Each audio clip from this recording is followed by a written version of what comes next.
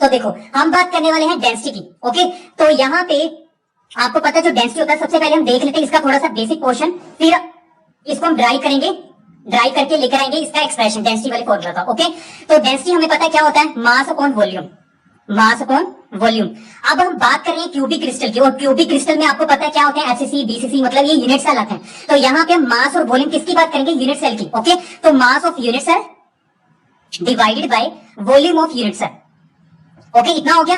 अब देखो यहाँ पे वॉल्यूम ऑफ यूनिट सेल तो आपको पता है, आप फटाफट से निकालोगे, दैट इज ए क्यूब होता है। अगर आप एज को या लेंथ को ए लेट करते हो तो वॉल्यूम कैसे आ जाएगा, length into breadth into height होता है, दैट इज ए क्यूब। ये तो वॉल्यूम तो ऐसे निकल जाएगा, बट मास में थोड़ी सी प्रॉब्लम आती है। अब देखो यूनिट सेल के मास को कैसे डिटेक्ट कर सकते हैं, देखो तो इसके लिए जैसे यूनिट सेल कैसे बना होता है, लैटिस पॉइंट से बना होता है।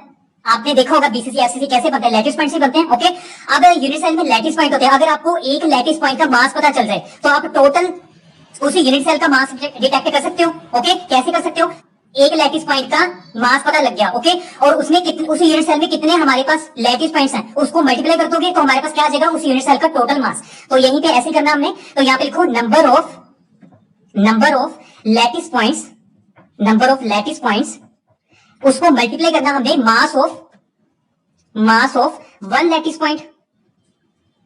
ओके, डिवाइडेड बाय वॉल्यूम, ऐसे रहेगा, volume of unit cell. Okay, अब बात करते हैं, देखो यहाँ पे डेंसिटी को हम रिप्रेजेंट करते हैं रो से। Okay, number of lattice point को हम रिप्रेजेंट करते हैं कैपिटल जेड से। और इस जेड वैल्यू को भी मैंने लर्न करवाया था ट्रिक से। ये जो हमारे पास जेड है वो सभी यूनिट्स के लिए अलग अलग होता है, दैट इज एफसीसी के लिए हमारे पास जैसे 4 हो गया, बीसीसी के लिए 2 होता है, मतलब सभी के लिए अलग अलग वैल्यूज होती है। ओके, तो नंबर ऑफ लैटिस पॉइंट हमारे पास जेड होता है, multiply mass of one lattice point, इसको हम रिप्रेजेंट करते हैं स्मॉल एम से। ओके, एंड वॉल्यूम को हम रिप्रेजेंट करते हैं ए क्यूब से। आपने देखा होगा फॉर्मूले में। ओके, तो एक ये हमारे पास फॉर्मूला जनरेट हो गया।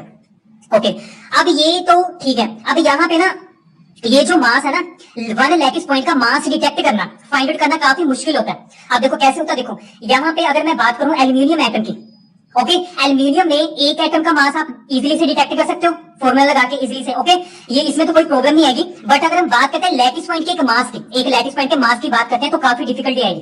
तो यहाँ पे इस फॉर्मूले को हम रीअरेंज करते हैं, कैसे कर सकते हैं, देखो यहाँ पे ना जैसे मैंने 6.022 इंटू 10⁻23 एटम्स ले लिया मैंने एल्यूमिनियम के। ओके, एल्यूमिनियम के मैंने इतने सारे एटम्स ले लिए, इन एटम्स का जो टोटल मास होगा किसके इक्वल होगा, उसके मोलर मास के इक्वल ही होगा ना एल्यूमिनियम के, दैट इज कैपिटल एम, जिसको हम रिप्रेजेंट करते हैं। इन सभी एटम्स का जो मास होगा किसके इक्वल होगा, एल्यूमिनियम एटम के मोलर मास के। ओके, और ये कितना होता है, 27 के अराउंड होता है, इतना होता है। ओके, तो हमारे पास इसको हम कह सकते हैं कि यही वैल्यू किसकी होती है, इसको हम क्या कहते हैं, Avogadro number, that is an. Okay, तो मतलब एवोगैड्रो नंबर से हमारे पास क्या आ रहा है, मोलर मास आ रहा है, कैपिटल एम।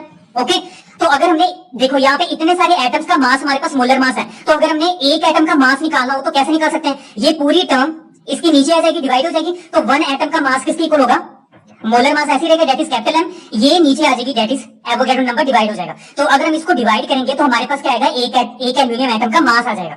ओके, ऐसे हम फाइंड आउट कर सकते हैं। ओके, तो इस स्मॉल एम को, दैट इज हमने इसको स्मॉल एम लिख दिया, तो इस स्मॉल एम की वैल्यू क्या है, capital M divided by N, that is Avogadro number. इसको हम इसमें पुट करेंगे तो हमारे पास फाइनली जो हमारे पास डेंसिटी का फॉर्मूला बनेगा वो क्या होगा, rho equal to Z multiply capital M divided by Avogadro number into a cube. Okay, तो ये हमारे पास फाइनल जो आपने बुक्स में भी देखा होगा, जिससे का यूज करके आप डेंसिटी निकाल सकते हो किसी भी यूनिट सेल की। ओके, तो देखो यहाँ पे जो हमारे पास जेड है, जेड क्या हमारे पास, lattice point. Okay, number of lattice point per unit cell, कितने लैटिस पॉइंट है हमारे पास एक यूनिट सेल में। ओके, कैपिटल एम हमने देख लिया क्या है, मोलर मास। ओके, अब हमारे पास एन क्या है, एवोगैड्रो नंबर, और ए क्या, ए क्यूब क्या है, दैट इज वॉल्यूम। ए हमारे पास क्या है, simple edge, edge of unit cell, या इसको आप बोल सकते हो लेंथ।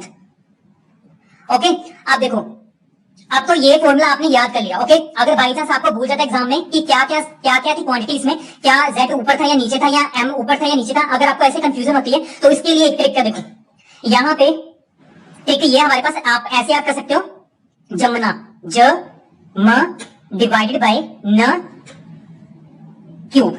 ओके, जमना। अब इसको कैसे हमने रिलेट करके याद करना, देखो यहाँ पे क्या है, ज दैट इज जेड। ओके, म मतलब मास हो गया, कैपिटल एम। ओके, न मतलब ना है ना, मतलब ना मतलब एन, ना हो गया, दैट इज एवोगैड्रो नंबर। और यहाँ पे क्यूब है, क्यूब से आपको पता चल जाएगा, दैट इज ए क्यूब करना हमने। ओके, तो ये हमारे पास ट्रिक, जिसको आप ऐसे लर्न कर सकते हो।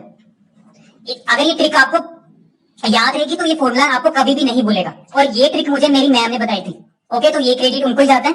तो ये थी वीडियो, आप कैसे इस ट्रिक से लर्न कर सकते हो डेंसिटी वाला formula. Okay, so I hope you like this video. So ऐसी ट्रिकी वीडियोस के लिए प्लीज चैनल को सब्सक्राइब जरूर करें। मिलते हैं नेक्स्ट वीडियो में। Happy learning.